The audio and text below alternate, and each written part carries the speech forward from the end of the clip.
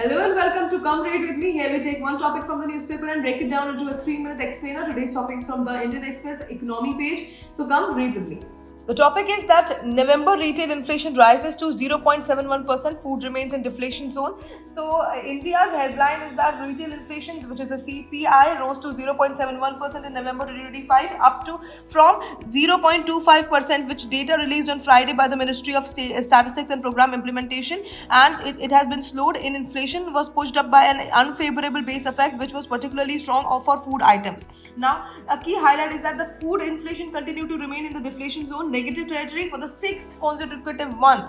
And this was driven by sharp year-on-year price decline in the vegetables and pulses and products, and even on spices. Even cereals have recorded very low inflation due to favorable supply conditions and good kharif output. You can see, you read this one here.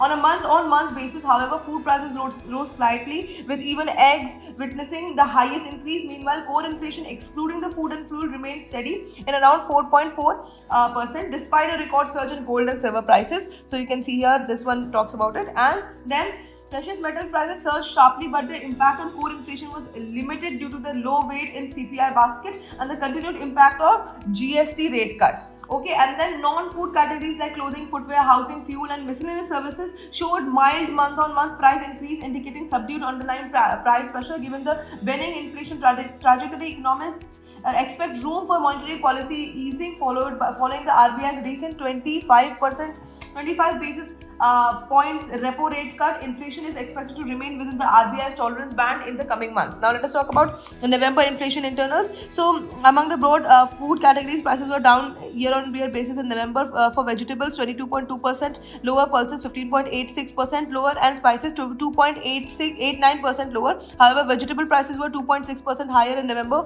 when compared to October, while those pulses were up the minor 0.1%. The largest month-on-month increase in prices was for eggs, which were 5.2% more expensive compared to the previous month. So this is all about it. Now let us talk about the UPSC relevant and why it is important for civil service examinations. So it is highly important for GS paper 2, which is Indian economy. Then it becomes highly important for topics like key pointers like CPI versus core inflation, food inflation and deflation, base effect, monetary policy, transmission policy in institutions like RBI, flexible inflation targeting, role of MPC. So all these are key pointers in this news. And that's it for today. Thank you for watching.